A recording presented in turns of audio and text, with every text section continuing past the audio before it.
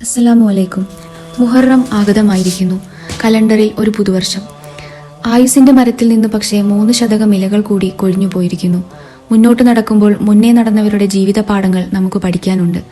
ഖുർആനിന്റെ അധ്യാപനങ്ങളിൽ 3-1 മുൻഗാമികളുടെ ചരിത്രമാണ്. അതിൽ തന്നെ മഹാചരിതങ്ങൾ പിറന്നു വീണത് മുഹറം മാസത്തിലായിരുന്നു. മുഹറം വീണ്ടും എത്തുമ്പോൾ നമുക്ക് ആ ചരിത്രങ്ങളിലൂടെ ഒരു ഓട്ടപ്രദക്ഷിണം നടത്താം. സമയങ്ങൾക്കും ദിവസങ്ങൾക്കും മാസങ്ങൾക്കും പ്രത്യേകത കൽപ്പിച്ച അള്ളാഹു, ഞാനാണ് കാലം എന്ന് പ്രഖ്യാപിച്ച അള്ളാഹു, ഇത്രയേറെ ചരിത്ര ദൗത്യങ്ങൾക്ക് മുഹറമിനെ തിരഞ്ഞെടുത്തതിന് പിന്നിൽ എന്തായിരിക്കും? മുഹറം പിറക്കുമ്പോൾ നാം കാതങ്ങൾ പിന്നിലേക്ക് പോകുന്നു. ആദ്യ മനുഷ്യനോടൊപ്പം യാത്ര പുനരാരംഭിക്കുന്നു.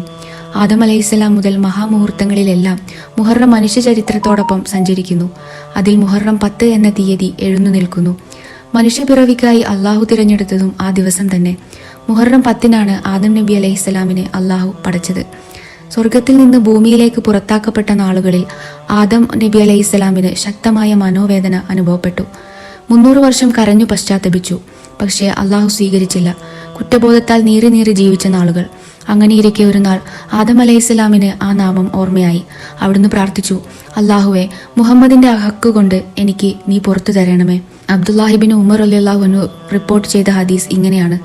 നബി സല്ലല്ലാഹു അലൈഹി വസല്ലം പറഞ്ഞു, തെറ്റ് സംഭവിച്ചതോർത്ത് ആദം അലൈഹിസ്സലാം അള്ളാഹുവോട് തേടി, എൻ്റെ നാഥ, മുഹമ്മദിന്റെ ഹക്ക് കൊണ്ട് നീ എനിക്ക് പുറത്തു തരണമേ. അള്ളാഹു ചോദിച്ചു, ഞാൻ സൃഷ്ടിക്കാനിരിക്കുന്ന മുഹമ്മദിനെ താങ്കൾക്ക് എങ്ങനെ അറിയാം? ആദം നബി അലൈഹിസ്സലാം പറഞ്ഞു, നാഥ, നീ എന്നെ പടച്ച നേരം ഞാൻ തലയുയർത്തി നോക്കി. അപ്പോൾ അർശിന്റെ കമാനങ്ങളിൽ ലാ ഇലാഹ ഇല്ലല്ലാഹ് മുഹമ്മദ് റസൂലുള്ളാഹ് എന്ന് എഴുതി വച്ചിരിക്കുന്നത് ഞാൻ കണ്ടു.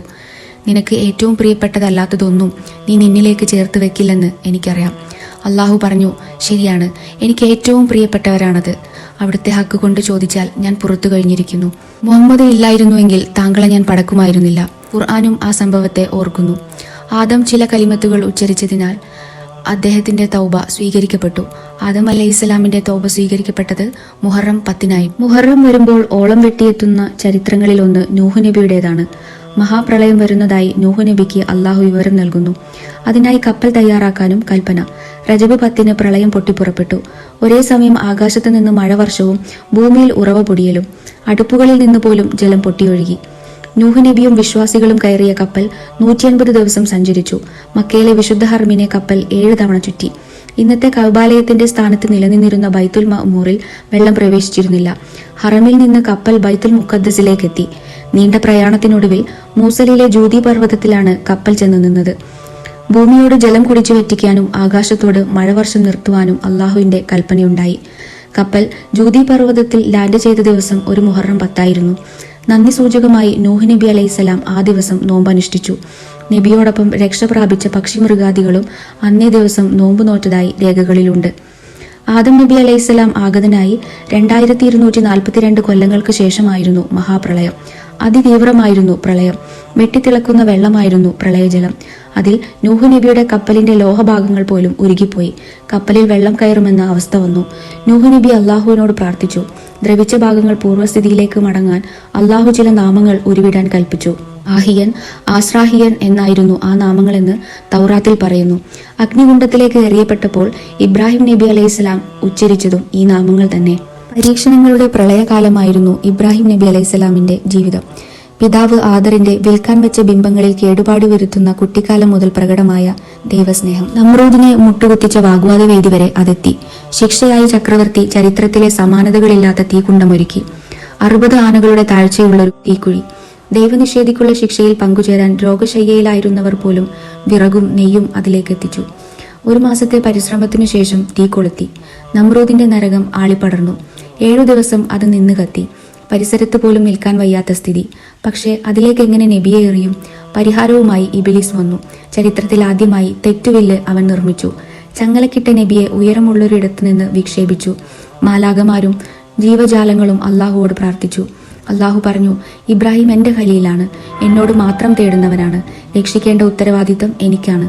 മഴ വർഷിച്ചു തീകെടുത്താമെന്ന് മീകായിൽ അലൈഹിസ്സലാം നബിയോട് പറഞ്ഞു. ഒന്നും വേണ്ട, എനിക്കെന്റെ റബ്ബ് മാത്രം മതി എന്നായിരുന്നു നബിയുടെ മറുപടി. അള്ളാഹു തീയോട് കൽപ്പിച്ചു, യാ നാറു കൂനി ബർദൻ വസലാമൻ അലാ ഇബ്രാഹിം, നീ ഇബ്രാഹീമിന് തണുപ്പും രക്ഷയുമാകുക. ഒരു തടാകക്കരയാണ് തീകുണ്ടത്തിനകത്ത് അള്ളാഹു ഒരുക്കിയത്. ഗുലാബും നർഗീസും പരിമളം പരത്തുന്ന ഒരു ആരാമവും നബിക്ക് സമ്മാനിക്കപ്പെട്ടു. 7 ദിവസം കഴിഞ്ഞ് പരിശോധനയ്ക്കായി നമ്രൂദ് കൽപ്പിച്ചു. പർവ്വതങ്ങൾ പോലും കത്തിച്ചാമ്പലാകുന്ന ഒരു അഗ്നിയിൽ പരിശോധന എന്തിനാണെന്ന് മന്ത്രിമാർ ചോദിച്ചു. ഇബ്രാഹിം സുരക്ഷിതനാണെന്ന് തനിക്കൊരു സ്വപ്നദർശനമുണ്ടായതായി നമ്രൂദ് പറഞ്ഞു. പരിശോധന നടന്നു. സുരക്ഷിതനായിരിക്കുന്ന നബിയെ കണ്ട് നമ്രൂദ് അന്താളിച്ചു. ഇബ്രാഹിമെ, നിന്റെ നാഥൻ സർവശക്തൻ തന്നെ, അയാൾ വിളിച്ചു പറഞ്ഞു. 40,000 ആടുകളെ അവനു വേണ്ടി ഞാൻ ബലിയർപ്പിക്കുകയാണെന്ന് നമ്രൂദ് പ്രഖ്യാപിച്ചു. വിശ്വാസിയായി തീരാതെ നിന്റെ ബലികൾക്ക് സ്വീകാര്യതയില്ലെന്നും നിന്റെ ധനങ്ങളെല്ലാം അള്ളാഹു സൃഷ്ടിച്ചവ മാത്രമാണെന്നും ഇബ്രാഹിം നബി അലൈഹിസ്സലാം മറുപടി നൽകി. അഗ്നി പരീക്ഷണത്തിലെ അത്ഭുത വിജയം നിരവധി പേരെ ഇബ്രാഹിം നബിയുടെ അനുയായികളാക്കി. അക്കൂട്ടത്തിൽ നമ്രൂദിന്റെ മകളും സാറാ ബീവിയും പിന്നീട് നബിയായി തീർന്ന ലൂത്ത് നബിയും എല്ലാം ഉണ്ടായിരുന്നുവെന്ന് ചില രേഖകളിൽ കാണാം. സാറാ ബീവിയെ പിന്നീട് ഇബ്രാഹിം നബി വധുവായി സ്വീകരിച്ചു. ഇനിയെങ്കിലും വിശ്വസിച്ചുകൂടെ എന്ന മകളുടെ ചോദ്യത്തിനു മുമ്പിൽ മൗനം പാലിക്കാൻ മാത്രമേ നമ്രൂദിന് കഴിഞ്ഞുള്ളൂ. നമ്രൂദിന്റെ നരകത്തിൽ നിന്ന് ഇബ്രാഹിം നബി അലൈഹിസ്സലാം സ്വർഗസ്ഥനായി വെളിപ്പെട്ട ദിവസം ഒരു മുഹറം 10 ആയിരുന്നു. യഅ്കൂബ് നബിയെയും യൂസുഫ് നബിയെയും അള്ളാഹു പരീക്ഷണമുക്തരാക്കിയതും മുഹറം 10 തന്നെ. പരീക്ഷണങ്ങളുടെ കുന്നും മലയും കിണറും അടിമച്ചന്തയും കാരാഗ്രഹവും കടന്ന് യാത്ര ചെയ്യേണ്ടി വന്നു യൂസുഫ് നബിക്ക്. യഅ്കൂബ് നബിക്ക് 4 ഭാര്യമാരിലായി 12 മക്കളായിരുന്നു. യൂസുഫ് നബിക്ക് 5 വയസ്സുള്ളപ്പോൾ മാതാവ് റാഹീൽ ഇഹലോകം വെടിഞ്ഞു. പിതാവിന്റെ അതീവ സ്നേഹത്തിലാണ് യൂസുഫ് നബി വളർന്നത്. മറ്റു സഹോദരങ്ങളിൽ ഇത് അസൂയയുണ്ടാക്കി. അസൂയ ചതിയായി വളർന്നു. ആടുമേക്കാൻ എന്ന പേരിൽ കൂടെ കൂട്ടി ദൂരെ കൊണ്ടുപോയ സഹോദരങ്ങൾ ഒരു പൊട്ടക്കിണറ്റിൽ നബിയെ തള്ളി. യൂസുഫിനെ ചെന്നായി പിടിച്ചെന്ന് അവർ പിതാവിനോട് പറഞ്ഞു. ചതി മനസ്സിലായെങ്കിലും വാർദ്ധക്യത്തിന്റെ നിസ്സഹായതയിൽ യഅ്കൂബ് നബി അലൈഹിസ്സലാം പറഞ്ഞു, എങ്കിൽ സുന്ദരമായ ക്ഷമ. പിരിയാൻ കഴിയാത്ത മകനെയോർത്ത് നബി കരഞ്ഞുകൊണ്ടേയിരുന്നു. നിത്യവും കരഞ്ഞു കലങ്ങിയ കണ്ണുകളിൽ ഒടുവിൽ കാഴ്ച ഇല്ലാതായി. മദിയനിൽ നിന്ന് മിസ്രിലേക്ക് പോകുന്ന ഒരു കച്ചവട സംഘം വഴിതെറ്റി കിണറിനരികിലെത്തി. അവർ വെള്ളം കോരാൻ താഴേക്ക് നോക്കിയപ്പോൾ അതാ ഒരു യുവാവ്. യാ ബുഷ്ര, ഇതെന്തൊരു സന്തോഷം, അയാൾ വിളിച്ചുകൂവി. മിസ്രിലെ അടിമച്ചന്തയിൽ യൂസുഫ് നബിയെ അവർ വിൽപ്പനയ്ക്ക് വെച്ചു. സൗന്ദര്യം കൊണ്ട് രാജകുമാരനെ പോലെ തോന്നിച്ച യൂസുഫ് നബിക്ക് വേണ്ടി വലിയ വിലകൾ പറഞ്ഞ് പലരും മുന്നോട്ട് വന്നു. അസീസ് രാജാവും ഭാര്യ സുലൈഖ ബീവിയും വൻ വില കൊടുത്ത് നബിയെ സ്വന്തമാക്കി. അസീസ് രാജാവിന്റെ വളർത്തുപുത്രനായാണ് കൊട്ടാരത്തിലെത്തിയതെങ്കിലും സുലൈഖ ബീവിയുടെ അടിമയായിരുന്നു യൂസുഫ് അലൈഹിസ്സലാം. അനുരാഗിയായി സുലൈഖ ഒരിക്കൽ നബിയെ കടന്നു പിടിക്കാൻ ശ്രമിച്ചെങ്കിലും നബി കുതിരയോടി. നബിയുടെ കുപ്പായം കീറി. അസീസ് രാജാവ് അവിടേക്ക് കയറി വന്നു. രണ്ടുപേരും പരസ്പരം കുറ്റപ്പെടുത്തി. വസ്ത്രം കീറിയത് മുൻവശത്താണെങ്കിൽ യൂസുഫ് നബിയും പിൻവശത്താണെങ്കിൽ സുലൈഖയുമാണ് കുറ്റം ചെയ്തതെന്ന് പരിഹാരം നിർദ്ദേശിക്കപ്പെട്ടു. വസ്ത്രം പിറകിലാണ് കീറിയതെങ്കിലും അസീസ് രാജാവ് ഭാര്യയെ ശിക്ഷിച്ചില്ല. യൂസുഫ് നബിയോട് ക്ഷമിക്കാൻ ഉപദേശിക്കുകയും ചെയ്തു. സുലൈഖ ബീവിയുടെ കഥ മിസ്രിൽ പാട്ടായി. മാനക്കേട് മറക്കാൻ യൂസുഫ് നബിയെ ജയിലിലേക്ക് അയക്കാൻ അവർ തീരുമാനിച്ചു. ജയിലിൽ അസീസ് രാജാവിന്റെ 2 ഭൃത്യരും നബിയോടൊപ്പം തുറുങ്കിലടക്കപ്പെട്ടു. ബർഹിയ, സർഹിയ എന്നിവരായിരുന്നു അവർ. സ്വപ്നവ്യാഖ്യാനങ്ങളിൽ അപാരസിദ്ധിയായിരുന്നു യൂസുഫ് നബി അലൈഹിസ്സലാമിന്. അതറിഞ്ഞ് തടവ് പുള്ളികൾ 2 പേരും അവരുടെ സ്വപ്നങ്ങളുമായി നബിയെ സമീപിച്ചു. മുന്തിരിച്ചാരായം അരിച്ചു പിഴിയുന്നതായാണ് ബർഹിയ കണ്ടത്. സർഹിയ തലയിൽ റൊട്ടിയുമായി പോകുമ്പോൾ അതിൽ നിന്ന് പക്ഷികൾ കൊത്തി തിന്നുന്നതായി കണ്ടു. ബർഹിയ രാജാവിന് മദ്യം വിളമ്പുന്ന ജോലിയിൽ തിരിച്ചെത്തുമെന്നും സർഹിയ കഴുമരത്തിലേറ്റപ്പെടുമെന്നും നബി വ്യാഖ്യാനിച്ചു. വൈകാതെ അത് സംഭവിച്ചു. ബർഹിയ ജയിൽ മോചിതനായപ്പോൾ തന്റെ കാര്യം രാജാവിനെ ഓർമ്മിപ്പിക്കാൻ യൂസുഫ് നബി ഉണർത്തി. അയാൾ അത് മറന്നു. പിന്നെയും 7 കൊല്ലം നബിയുടെ ജയിൽ ജീവിതം തുടർന്നു. അങ്ങനെയിരിക്കെ മിസ്രിലെ പുതിയ രാജാവ് റയ്യാൻ ഒരു സ്വപ്നം കണ്ടു. 7 തടിച്ച പശുക്കളെ 7 മെലിഞ്ഞ പശുക്കൾ തിന്നുന്നു. കൂടാതെ 7 പച്ചധാന്യ കതിരുകളും 7 പഴുത്ത കതിരുകളും. രാജാവിന്റെ സ്വപ്നം വ്യാഖ്യാനിക്കാൻ ആർക്കുമായില്ല. അപ്പോഴാണ് കൊട്ടാരത്തിനകത്തുണ്ടായിരുന്ന ബർഹിയ യൂസുഫ് നബിയുടെ കാര്യമോർത്തത്. അദ്ദേഹം രാജാവിനോടത് പറഞ്ഞു. രാജാവ് അദ്ദേഹത്തെ വ്യാഖ്യാനത്തിനായി പറഞ്ഞയച്ചു. നബി പറഞ്ഞു, 7 വർഷം സമൃദ്ധിയും 7 വർഷം ക്ഷാമവും വരാനിരിക്കുന്നു. ഒരു തുണ്ട് ഭൂമി പോലും ബാക്കി വെക്കാതെ കൃഷി ഇറക്കണമെന്നും ആവശ്യത്തിന് ധാന്യം മാത്രം വിളവെടുത്ത് ബാക്കിയുള്ള കതിരുകൾ സൂക്ഷിക്കണമെന്നും നബി ഉപദേശിച്ചു. വിവരമറിഞ്ഞ രാജാവ് നബിയെ കുറ്റവിമുക്തനാക്കാൻ തയ്യാറായി. തന്റെ നിരപരാധിത്വം അംഗീകരിച്ചുകൊണ്ട് തന്നെ മോചിപ്പിക്കണമെന്ന് നബി ആവശ്യപ്പെട്ടു. വൈകാതെ മിസ്രിന്റെ ഭരണം യൂസുഫ് നബിയുടെ കൈകളിലെത്തി. 12 വർഷം നീണ്ടുനിന്ന ജയിൽ ജീവിതത്തിൽ നിന്ന് മോചനം ഒരു മുഹറം 10-നായിരുന്നു. ജയിൽവാസകാലത്ത് യൂസുഫ് നബി നൽകിയ ഉപദേശങ്ങൾ സ്വീകരിച്ച് നബിയെ പിൻപറ്റി 1400 തടവുകാർ വിഗ്രഹാരാധന അവസാനിപ്പിച്ചതായി ഇമാം മൊസാലി റഹ്മത്തുള്ളാഹി അലൈഹി രേഖപ്പെടുത്തിയിരിക്കുന്നു. 12 കൊല്ലം കൊണ്ട് 12 കാര്യങ്ങളും അള്ളാഹു അനുഗ്രഹിച്ചു നൽകി. പൂർണ്ണജ്ഞാനം, സ്വപ്നവ്യാഖ്യാന വൈഭവം, പ്രവാചകത്വം, ജനസ്വാധീനം, വ്യഭിചാര വശീകരണത്തിൽ നിന്നുള്ള മോചനം, വ്യഭിചാരാരോപണത്തിൽ നിന്ന് മോചനം, സമാധാന ജീവിതം, ആഗ്രഹ സാഫല്യം വരെ ദീർഘായുസ്, സൽസന്താന ലബ്ധി, ജന്മദേശമായ കൻആനിൽ നിന്നുള്ള സഹായം എന്നിവയായിരുന്നു അവയെന്ന് ചില ചരിത്രങ്ങൾ രേഖപ്പെടുത്തിയിരിക്കുന്നു. അഗ്നി ഏൽക്കാതിരിക്കാൻ ഇബ്രാഹിം നബിക്ക് ഒരു സ്വർഗീയ വസ്ത്രം അണിയിക്കപ്പെട്ടതായി ചില ചരിത്രങ്ങളുണ്ട്. ആ വസ്ത്രം പിന്നീട് യൂസുഫ് നബിയുടെ കൈകളിലാണ് എത്തിയത്. കാണാതായ യൂസുഫ് നബിയെ ഓർത്ത് കരഞ്ഞ് കാഴ്ച നഷ്ടപ്പെട്ടിരുന്നു പിതാവ് യാക്കൂബ് നബി അലൈഹിസ്സലാമിന്. ക്ഷാമകാലത്ത് ഖജനാവിൽ നിന്ന് കൊടുക്കുന്ന ധാന്യങ്ങൾ വാങ്ങാൻ വന്നവരിൽ യൂസുഫ് നബിയുടെ സഹോദരങ്ങളും ഉണ്ടായിരുന്നു. അവർ അദ്ദേഹത്തെ മനസ്സിലാക്കിയില്ലെങ്കിലും അവരെ അദ്ദേഹം തിരിച്ചറിഞ്ഞു. യാക്കൂബ് നബി അലൈഹിസ്സലാം ജീവിച്ചിരിക്കുന്നുണ്ടെന്ന് യൂസുഫ് നബി അലൈഹിസ്സലാം മനസ്സിലാക്കി. ഒരു ദൂതന്റെ കൈവശം തന്റെ പ്രത്യേകതയുള്ള ഈ വസ്ത്രം അദ്ദേഹം കൊടുത്തയച്ചു. ദൂതൻ കൻആനിൽ പ്രവേശിച്ചപ്പോൾ തന്നെ യാക്കൂബ് നബി അലൈഹിസ്സലാം പറഞ്ഞു, എനിക്കിതാ യൂസുഫിന്റെ ഗന്ധം ലഭിക്കുന്നുണ്ട്. ദൂതൻ നൽകിയ വസ്ത്രം മുഖത്ത് തടവിയപ്പോൾ യാക്കൂബ് നബിക്ക് കാഴ്ച തിരിച്ചു കിട്ടി. അതും മുഹറത്തിലായിരുന്നു. മുഹറമിന്റെ മറക്കാനാകാത്ത പേരുകളിൽ ഒന്നാണ് അയ്യൂബ് നബി അലൈഹിസ്സലാം. ധാരാളം സ്വത്ത് സമ്പാദ്യങ്ങൾ ഉണ്ടായിരുന്ന അദ്ദേഹം കഠിന പരീക്ഷണങ്ങളിൽ ഒന്നുമില്ലാത്തവനായി. കൃഷികൾ നശിച്ചും കന്നുകാലികൾ ചത്തൊടുങ്ങിയും അയ്യൂബ് നബി അലൈഹിസ്സലാം ഐശ്വര്യങ്ങളിൽ നിന്ന് എടുത്തെറിയപ്പെട്ടത് പെട്ടെന്നായിരുന്നു. വൈകാതെ ഒരു ദുരന്തത്തിൽ സന്താനങ്ങളും മരിച്ചു. പക്ഷേ അപാരമായ വിശ്വാസദൃഢത അദ്ദേഹം നമുക്കായി ബാക്കിവെച്ചു. സമ്പന്നതയിലും ആരാധനയ്ക്ക് പേരുകേട്ട നബി പ്രയാസനാളുകളിലും തന്റെ ദൈവസ്നേഹത്തിൽ ഒട്ടും കുറവ് വരുത്തിയില്ല. പരീക്ഷണങ്ങൾ അവിടെയും നിന്നില്ല. വൈകാതെ രോഗപീഠ തുടങ്ങി. ദേഹം നിറയെ വ്രണങ്ങളായി. ഭാര്യമാർ ഉപേക്ഷിച്ചു പോയി. റഹ്മത്ത് ബീവി മാത്രം ഭർത്താവിന്റെ പരിചരണത്തിൽ മുഴുകി. യൂസുഫ് നബിയുടെ മകൻ അഫ്രാത്തീമിന്റെ മകളായിരുന്നു റഹ്മത്ത് ബീവി. ഒരു ദിവസം കൂലിപ്പണി കിട്ടാതെ ബീവി വെറും കൈയോടെ മടങ്ങി വന്നു. ഒടുവിൽ വിശ്വാസിയല്ലാത്ത ഒരു സ്ത്രീയോട് ഭക്ഷണ സാധനങ്ങൾ കടം ചോദിച്ചു. ഭർത്താവിന്റെ അവസ്ഥകൾ പറഞ്ഞു. ആ സ്ത്രീ പകരം ചോദിച്ചത് റഹ്മത്ത് ബീവിയുടെ അഴകാർന്ന തലമുടിയായിരുന്നു. കാര്യങ്ങൾ സഹിക്കാവുന്നതിനും അപ്പുറത്തേക്ക് പോകുന്നത് കണ്ട് നബി അള്ളാഹുവോട് കരഞ്ഞു പ്രാർത്ഥിച്ചു. ഒടുവിൽ ജിബ്രീൽ അലൈഹിസ്സലാം വന്നു. കാലുകൾ നിലത്തടിക്കാൻ പറഞ്ഞു. അവിടെ ഒരു ജലാശയം രൂപപ്പെട്ടു. നബി അതിൽ കുളിച്ചു. വ്രണങ്ങൾ സുഖപ്പെട്ട് അഴകും ആരോഗ്യവും കൈവന്നു. വീണ്ടും മറ്റൊരിടത്ത് കാലിട്ടടിക്കാൻ ജിബ്രീൽ അലൈഹിസ്സലാം കൽപ്പിച്ചു. അവിടെയും ഒരു കുളം രൂപം കൊണ്ടു. അതിലെ വെള്ളം കുടിച്ചപ്പോൾ അയ്യൂബ് നബിയുടെ ക്ഷീണവും ദാഹവും അകന്നു. പുറത്തു പോയി വന്ന റഹ്മത്ത് ബീവിക്ക് ആദ്യ നബിയെ മനസ്സിലായില്ല. അവർ അവിടെയെല്ലാം അന്വേഷിച്ചു. ഒടുവിൽ തന്റെ ഭർത്താവിനെ തിരിച്ചറിഞ്ഞ് അവർ അടക്കാനാകാത്ത ആഹ്ലാദത്തിൽ അള്ളാഹുവിന് അനേകം സ്തുതികൾ അർപ്പിക്കുകയും ചെയ്തു. അയ്യൂബ് നബിയുടെ പരീക്ഷണത്തിന് അള്ളാഹു അറുതി കുറിച്ചത് ഒരു മുഹറം 10-നായിരുന്നു. മുഹറമിന്റെ ഓർമ്മത്താളുകളിലെ നിർണായക അധ്യായമാണ് മൂസാ നബി അലൈഹിസ്സലാം. തനിക്കൊരു അന്തകൻ വരുന്നതായി മിസ്ർ ഭരിച്ച ഫിർഔൻ നിരവധി സ്വപ്നങ്ങളിലൂടെ മനസ്സിലാക്കുന്നു. പ്രശ്നം വെച്ചും പട്ടാളത്തെ വിട്ടും ആളെ തിരയുന്നു. ഫിർഔനിന്റെ ജ്യോത്സ്യന്മാർക്ക് പോലും പിടികൊടുക്കാതെ ഫിർഔനിന്റെ കൊട്ടാരത്തിൽ മൂസാ നബി വളരുന്നു. 30 വർഷം കൊട്ടാരത്തിലും 8 വർഷം ഷുഐബ് നബിയുടെ കൂടെ മദിയനിലും വസിക്കുന്നു. അക്കാലത്ത് നുബുവത്ത് ലഭിക്കുന്നു. ഫിർഔനെ ദൈവമാർഗത്തിലേക്ക് ക്ഷണിക്കാൻ അള്ളാഹു കൽപ്പിക്കുന്നു. ആദം നബി അലൈഹിസ്സലാമിന് സ്വർഗത്തിൽ നിന്ന് ലഭിച്ച് അവകാശികളിലൂടെ കൈമാറി കിട്ടിയ വടി ഷുഐബ് നബി അലൈഹിസ്സലാം മൂസാ നബിക്ക് നൽകുന്നു. അതുമായി ഫിർഔനിനെ ചെന്ന് കാണുന്നു.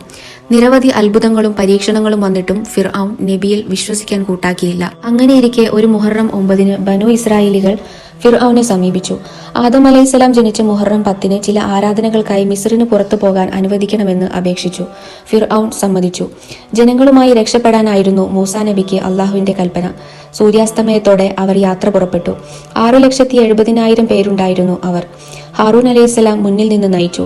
ഇടത്തും വലത്തുമായി യഹൂദ, ലാവി എന്നിവർ. മധ്യത്തിൽ യൂഷ അലൈഹിസ്സലാം നേതൃത്വം നൽകി. പിന്നണിയിലാണ് മൂസാ നബി അലൈഹിസ്സലാം നിലകൊണ്ടത്. പക്ഷേ ചാരന്മാരിലൂടെ ഫിർഔൻ വിവരമറിഞ്ഞു. 6 ലക്ഷം കിബിത്തി സൈനികരുമായി ഫിർഔനും ഹാമാനും അവരെ പിന്തുടർന്നു. മുഹറം 10-ന് സൂര്യോദയത്തോടെ ഫിർഔൻ ബനു ഇസ്രായേലുകാരെ കണ്ടുമുട്ടി. അവരപ്പോൾ ചെങ്കടൽ തീരത്തായിരുന്നു. നബി സംഘം ഭയന്നു. ഖുർആൻ അതിങ്ങനെ സ്മരിക്കുന്നു. 2 സംഘങ്ങളും കണ്ടുമുട്ടിയപ്പോൾ മൂസായുടെ ആളുകൾ പറഞ്ഞു, അവർ നമ്മെ പിടിക്കാറായി. മൂസ അലൈഹിസ്സലാം പറഞ്ഞു, ഒരിക്കലുമില്ല, തീർച്ചയായും എൻ്റെ കൂടെ എൻ്റെ റബ്ബുണ്ട്, അവൻ എനിക്ക് വഴികാട്ടും. അള്ളാഹു നബിയോട് പറഞ്ഞു, താങ്കളുടെ വടി കൊണ്ട് കടലിൽ അടിക്കുക. നബി അടിച്ചു. കടൽ പിളർന്നു. 12 വഴികൾ രൂപപ്പെട്ടു. 12 സംഘമായി നബിയും കൂട്ടരും മറുകര പറ്റി. ഹാറൂൻ അലൈഹിസ്സലാമും യൂഷ അലൈഹിസ്സലാമും മറുകര എത്തിയപ്പോഴാണ് ഫിർഔൻ ചെങ്കടൽ ഓരത്ത് എത്തിയത്. തന്നെയും ഈ ജലം ഭയക്കുമെന്ന് ഫിർഔൻ സൈന്യത്തോട് പറഞ്ഞു. പക്ഷേ ഉൾഭയം അയാളെ വിട്ടുമാറിയില്ല. മൂസായും ഹാറൂനും അമാനുഷിക ശക്തി കൊണ്ട് സാധിച്ചത് നേടാൻ നമുക്ക് കപ്പലുകൾ വേണമെന്ന് ഹമാനും ഉപദേശിച്ചു. ഫിർഔൻ തിരിച്ചു പോകാൻ ഒരുങ്ങി. അന്നേരം ഒരു പെൺകുതിരയിലേറി ഒരു കറുത്ത തലപ്പാവുകാരൻ കടലിലേക്ക് കുതിച്ചു. ജിബ്രീൽ അലൈഹിസ്സലാമായിരുന്നു അത്. ഫിർഔനിന്റെ ആൺകുതിര അതിനെ പിന്തുടർന്നു. എത്ര ശ്രമിച്ചിട്ടും കുതിര നിയന്ത്രണത്തിലായില്ല. രാജാവ് പുറപ്പെട്ടതോടെ നിവർത്തികെട്ട് സൈന്യവും പിന്തുടർന്നു. കുറച്ചു ദൂരം മുന്നോട്ട് പോയതും കടൽ ക്ഷോഭിച്ചു. ഫിർഔനും സംഘവും മുങ്ങി മരിച്ചു. മരണവേളയിൽ ഫിർഔൻ വിളിച്ചു പറഞ്ഞതായി ഖുർആൻ പറയുന്നു. മൂസയുടെയും ഹാറൂന്റെയും നാഥനിൽ ഞാനിതാ വിശ്വസിച്ചിരിക്കുന്നു. അത് മരണവെപ്രാളത്താലുള്ള വിശ്വാസമാണെന്നും സ്വീകാര്യമല്ലെന്നുമാണ് ഭൂരിപക്ഷ പണ്ഡിതമതം. എന്നാൽ ഫിർഔൻ ഈമാൻ നേടി മടങ്ങി എന്ന് അഭിപ്രായപ്പെടുന്നവരുമുണ്ട്. ഷെയ്ഖുൽ അക്ബർ മുഹീദ്ദീൻ ഇബ്നു അറബി റളിയല്ലാഹു അൻഹു അവരിൽ പ്രമുഖനാണ്. ഫുത്തുഹാത്തുൽ മക്കിയയിലും ഫുസൂസുൽ ഹിക്കമിലുമെല്ലാം ഇക്കാര്യം ഇബ്നു അറബി റളിയല്ലാഹു അൻഹു പറയുന്നുണ്ട്. പാപം ചേരാത്ത നിഷ്കളങ്കമായ ഷഹാദത്തിലായാണ് മരണം സംഭവിച്ചതെന്നും ഏറ്റവും ഉത്തമ കർമ്മത്തിലായിരിക്കെയാണ് റൂഹ് പിടിക്കപ്പെട്ടതെന്നും അള്ളാഹു തന്നെ അക്കാര്യം സാക്ഷ്യപ്പെടുത്തിയെന്നും മുങ്ങി മരിക്കുന്ന സമയത്ത് അള്ളാഹു നൽകിയ ഈമാൻ കാരണത്താൽ മൂസ അലൈഹിസ്സലാം ഫിർഔനിന് കൺകുളിർമയായി തീർന്നു എന്നുമെല്ലാം ഇബ്നു അറബി റളിയല്ലാഹു അൻഹു നിരീക്ഷിക്കുന്നു. പ്രവാചക ചരിത്രങ്ങളെല്ലാം ഒരു തട്ടിൽ വെച്ചാലും താണുപോകുന്ന ഒരു മറുതട്ടുണ്ട് മുഹറമിന്. അതാണ് കർബല.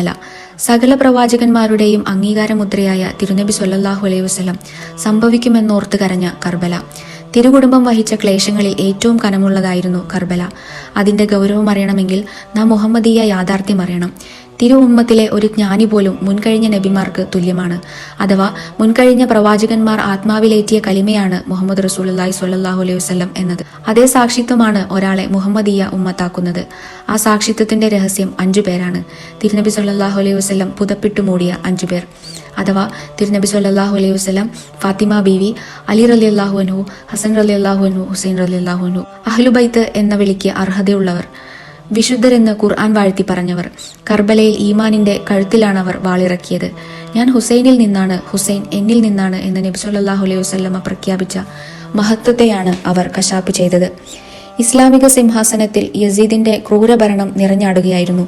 കൂഫക്കാരുടെ പരാതി കത്തുകൾ വന്നു നിറഞ്ഞപ്പോൾ ഹുസൈൻ റളിയല്ലാഹു അൻഹു സകുടുംബം മദീനയിൽ നിന്ന് കൂഫയിലേക്ക് പുറപ്പെട്ടു. ഹിജ്റ 61 മുഹറം 10-നാണ് കർബല സംഭവിച്ചത്. യസീദിന്റെ സൈനിക തലവൻ ഇബ്നു സിയാദ് 4000 പേരുടെ സൈന്യവുമായി വന്ന് നബി കുടുംബത്തെ വഴിയിൽ തടഞ്ഞു. 72 അംഗങ്ങളുള്ള ചെറു സംഘമായിരുന്നു ഹുസൈൻ റളിയല്ലാഹു അൻഹുവിനോടൊപ്പം. താൻ യുദ്ധത്തിന് വന്നതല്ലെന്ന് പറഞ്ഞിട്ടും ക്രൂരതയ്ക്ക് പേരുകേട്ട ഇബ്നു സിയാദ് വഴങ്ങിയില്ല. മുഹറം 7-നായിരുന്നു അത്. യസീദിനെ ബയ്യത്ത് ചെയ്തില്ലെങ്കിൽ യുദ്ധം എന്ന് അവർ പ്രഖ്യാപിച്ചു. കർബലയിൽ യൂഫ്രട്ടീസ് നദിക്കരയിൽ നബി കുടുംബം ദാഹിച്ചു വലഞ്ഞു. ഇബ്നു സിയാദിന്റെ പട്ടാളം നദിക്ക് കാവലിരുന്നു. ഹുസൈൻ റളിയല്ലാഹു അൻഹുവിന്റെ കൂടാരത്തിൽ കുട്ടികൾ തൊണ്ട വറ്റി കരയാൻ തുടങ്ങി. സഹിക്കവയ്യാതെ ഹുസൈൻ റളിയല്ലാഹു അൻഹുവിന്റെ പുത്രൻ അലി അക്ബർ റളിയല്ലാഹു അൻഹു ഇബ്നു സിയാദിന്റെ സൈന്യത്തിന് നേരെ കുതിച്ചു. 100-ലേറെ പേരെ വധിച്ച് ആ 17-കാരൻ ഷഹാദത്ത് പുൽകി. പിറകിൽ നിന്ന് കുന്തമെറിഞ്ഞാണ് അവർ ആ കൗമാരക്കാരനെ കൊലപ്പെടുത്തിയത്. വെള്ളമെടുക്കാൻ പോയ അബ്ബാസ് ബിൻ അലി റളിയല്ലാഹു അൻഹു ശത്രുക്കളെ മറികടന്ന് വെള്ളവുമായി മടങ്ങിയെങ്കിലും ഒരു വൻപടയെ കൊന്നുകൊലവിളിച്ച ആ ഹൈദരിയൻ പോരാട്ടവും പാതി വഴിയിൽ അവസാനിച്ചു. ഹുസൈൻ റളിയല്ലാഹു അൻഹുവിന്റെ 6 മാസം മാത്രം പ്രായമായ കുഞ്ഞ് അലി അസ്കർ ദാഹിച്ചു കരയാൻ തുടങ്ങിയപ്പോൾ കുഞ്ഞിനെയും എടുത്ത് ഹുസൈൻ റളിയല്ലാഹു അൻഹു പുറത്തിറങ്ങി. കുഞ്ഞിനെ പൊക്കി കാണിച്ച് വെള്ളമെടുക്കാൻ അനുവാദം ചോദിച്ചു. ഹുർമില ആ കുഞ്ഞിന് നേരെ അമ്പെയ്തു. അങ്ങനെ പല ക്രൂര വിനോദങ്ങൾക്കും കർബല സാക്ഷിയായി. ഒടുവിൽ ഹുസൈൻ റളിയല്ലാഹു അൻഹു പോരാട്ടത്തിനിറങ്ങി. അജ്ഞതയും ആയുധവുമായി ഇറങ്ങിയ നിരവധി പേർ ആ വാളിനിരയായി. ഒറ്റയാൾ പോരാട്ടത്തിൽ ആ തിരുശരീരത്തിൽ അനേകം മുറിവുകളേറ്റു. അസർ നമസ്കാരത്തിന് സമയമായപ്പോൾ ഹുസൈൻ റളിയല്ലാഹു അൻഹു നിസ്കാരത്തിന് അനുമതി തേടി. സുജൂദിലായിരിക്കെ വധിക്കപ്പെട്ടു. സിനാൻ ബിൻ അനസായിരുന്നു ഹതഭാഗ്യവാനായ ആ കൊലയാളി. കുന്തം കൊണ്ടേറ്റ 33 മുറിവുകളും വാളുകൊണ്ടേറ്റ 24 വെട്ടുകളും ആ തിരുശരീരത്തിൽ ഉണ്ടായിരുന്നു. 56 വയസ്സായിരുന്നു അന്ന് ഹുസൈൻ റളിയല്ലാഹു അൻഹുവിന്റെ പ്രായം. സ്വബോധം നഷ്ടപ്പെട്ട ഇബ്നു യസീദിന്റെ പട്ടാളം തിരുശിരസറുത്ത് കുന്തത്തിൽ കോർത്ത് ഡമസ്കസിലേക്ക് മടങ്ങി. ചരിത്രം കറുത്ത മഷി കൊണ്ട് കുറിച്ചിട്ട ആ തീയതി മുഹറം 10 കർബലയിലെ ഐതിഹാസിക വിജയം ഹുസൈൻ റളിയല്ലാഹു അൻഹുവിൻ്റെതായിരുന്നു. പരിശുദ്ധ ദീൻ യസീദിന്റെ കൈകളിൽ വെച്ചുകൊടുക്കാതെ അവിടുന്ന് കാത്തു സംരക്ഷിച്ചു. വിലയായി ആ തിരുശിരസടക്കം എല്ലാം നൽകി. ഇന്ത്യയുടെ ആത്മീയ ചക്രവർത്തി സുൽത്താനുൽ ഹിന്ദ് ഗരീബ് നവാസ് ഖ്വാജ മൊയ്നുദ്ദീൻ ചിശ്തി റളിയല്ലാഹു അൻഹു അതേക്കുറിച്ച് പാടി. ദീൻ അസ്ത് ഹുസൈൻ, ദീൻ പനാ അസ്ത് ഹുസൈൻ, സർദാദ് നദാദ് ദസ്ത് ദർദസ്ത യസീദ്, ഹക്കൻ കെ ബിനായെ ലാ ഇലാഹ അസ്ത് ഹുസൈൻ. ഹുസൈൻ റളിയല്ലാഹു അൻഹു ദീനാണ്. ഹുസൈൻ റളിയല്ലാഹു അൻഹു ദീനിന്റെ അവലംബമാണ്. യസീദിന്റെ കൈകളിൽ തന്റെ കരം നൽകിയില്ല, പകരം ശിരസ് നൽകി. പരമസത്യം ലാ ഇലാഹയുടെ നിർമ്മിതിയാണ് ഹുസൈൻ റളിയല്ലാഹു അൻഹു. ഖത്ല ഹുസൈൻ അസ്ലമെ മർഗെ യസീദ് ഹെ, ഇസ്ലാം സിന്ദാ ഹോത്താ ഹെ ഹർ കർബല കെ ബാദ് എന്നാണ് മൗലാന ജൗഹർ അതിനെ നിരീക്ഷിച്ചത്. ഹുസൈൻ റളിയല്ലാഹു അൻഹുവിന്റെ വധം യഥാർത്ഥത്തിൽ യസീദിന്റെ മരണമായി തീരുകയാണ് ചെയ്തത്. ഓരോ കർബലയ്ക്ക് ശേഷവും ഇസ്ലാം ജീവൻ വീണ്ടെടുത്തുകൊണ്ടേയിരിക്കും. കർബലയിൽ അഹ്ലുബൈത്തിലെ സകല ആൺതരികളും കൊല ചെയ്യപ്പെട്ടെങ്കിലും കുട്ടിയായിരുന്ന ഇമാം സൈനുൽ ആബിദീൻ റളിയല്ലാഹു അൻഹു ബാക്കിയായി. അന്ന് രോഗശയ്യയിലായിരുന്ന ആ കുട്ടിയിലൂടെ പിന്നീട് അഹ്ലുബൈത്ത് വീണ്ടും ലോകത്ത് പടർന്നു പന്തലിച്ചു. മുറബികളായ ആത്മീയ ഗുരുക്കന്മാരിലൂടെ ഇന്നും പഞ്ചിതനാകുന്ന ഈമാനിന്റെ പഞ്ചവർണ്ണക്കിളി ആത്മാവുകളിലേക്ക് പടർന്നുകൊണ്ടേയിരിക്കുന്നു. കർബലയുടെ തരിശു കരിമ്പാറയിൽ മുളച്ചു പൊന്തി ഉലകമാകെ അഹ്ലുബൈത്തായി പൂത്തുലഞ്ഞ ഇമാം സൈനുൽ ആബിദീൻ റളിയല്ലാഹു അൻഹു വിടവാങ്ങിയതും മുഹറമിൽ തന്നെ. ഈമാനിന്റെ യമനി പാരമ്പര്യത്തിന്റെ കരുത്ത് ഇന്ത്യയിൽ ഊട്ടിയുറപ്പിച്ച ചില മഹാത്മാക്കളുടെ കൂടി മാസമാണ് മുഹറം. മലബാറിന്റെ ഇരുളകറ്റാൻ ഹലർമൗത്തിൽ നിന്ന് ചൂട്ടുമായെത്തിയ മമ്പുറം തങ്ങൾ, തൗഹീദി ജ്ഞാന ലോകത്തേക്ക് ഖദീരിയൻ വാതായനങ്ങൾ തുറന്നിട്ട ബാദുഷാ ഖദീരി ഖദ്ദസല്ലാഹു സിറഹുൽ അസീസ് എന്നിവർ അവരിൽ പ്രമുഖരാണ്. ഞങ്ങളുടെ പ്രിയ ഗുരുനാഥൻ ഷെയ്ഖ് മുഹമ്മദ് ബാവ ഉസ്താദിന്റെ റിഫായി വഴിയിലെ ഗുരുവര്യർ ചെറുകോയ തങ്ങളടക്കം നിരവധി മഹത്തുക്കൾ മുഹറം മാസത്തിന്റെ ഓർമ്മകളാണ്. ലക്ഷദ്വീപിലെ കവരത്തി ദ്വീപിലാണ് ചെറുകോയ തങ്ങൾ വിശ്രമിക്കുന്നത്. അനന്യമായ ജീവിതം കൊണ്ട് വലിയ അധ്യായങ്ങൾ രചിച്ചവർ. മുഹറമിന്റെ നായകർ പകർന്ന പാഠങ്ങൾ ആത്മാവിൽ പകർത്തിയെഴുതാൻ മുഹറം നമുക്ക് കരുത്തു പകരട്ടെ.